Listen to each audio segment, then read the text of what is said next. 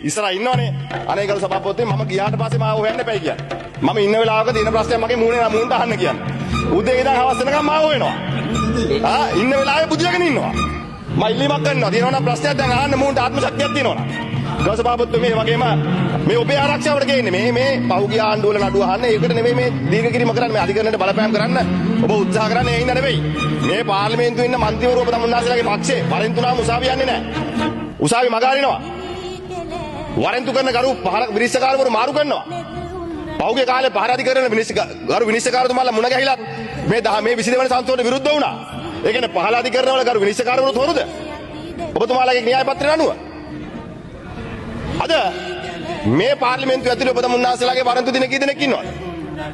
ඒ අය වරෙන්තුනාම උසාවි යන්නෙත් නැහැ. සමහර විනිශ්චයකාරවරු මාරු කරනවා. බීලා හැප්පුණාම 20000 අඩු 2500 අඩු කරගන්නවා.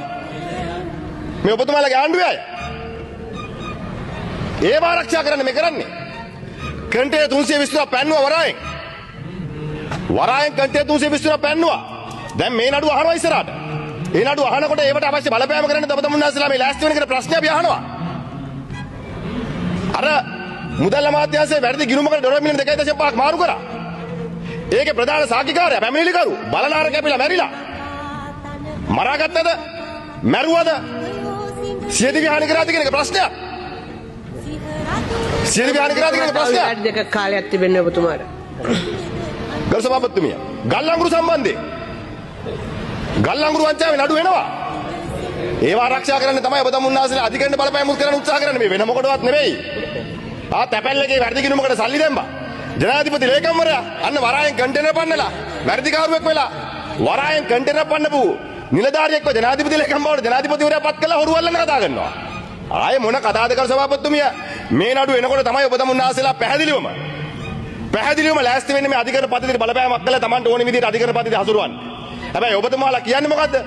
මේ විපක්ෂය බය වෙලා නැහැ. විපක්ෂය නෙවෙයි ආණ්ඩු පක්ෂය බය වෙලා තියෙන්නේ. අද ඔබතුමාලා හිතනවා නම් මේ මැතිවරණ තියන්න නැතුව මැතිවරණ තියන්න නැතුව සභාපතිතුමිය කාලයක් ඇදගෙන යන්න පුළුවන් නම් ඒ කාරණා සාර්ථක වෙන්නේ නැහැ. කවුරු ඔබ තමුන්නාසලා වයස දික් කළා මේක තියාගත්තත් ඡන්ද තියන්න වෙනවා.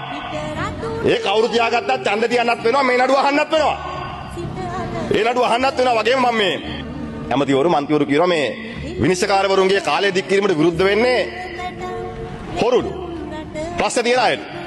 දැන් ගරු සභාපතිතුමිය ගරු මහානායක හාමුදුරුවන්නුත් හොරුද? මේ ආණ්ඩුව කියන විදිහට. මේ රටේ නීතිඥ සංගමෙත් හොරුද? එතන UN එක. එතන පොදු රාජ්‍ය මණ්ඩලීය නීතිඥ සංගමේ ඒත් හොරුද?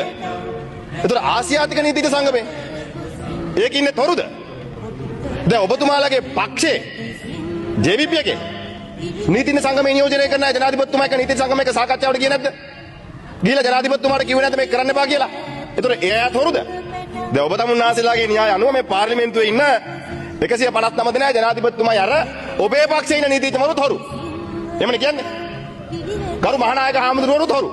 දැන් මීට පෙරත් ගරු මහානායක හාමුදුරුවෝ මේ විගණාධිපති පත් කරන වෙලාවෙත් යම් ඉල්ලීමක් කරා. ඔබ ඒකට අහුම්කම් දුන්නේ නැහැ. අඩු ගාණෙන් මේ පිළිතුරක් දෙන්න. එහෙමවත් නැහැ.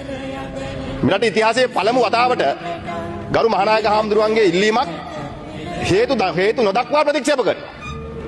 හේතුව දක්වනවා නම් ඒක අපිට බලන්න පුළුවන්.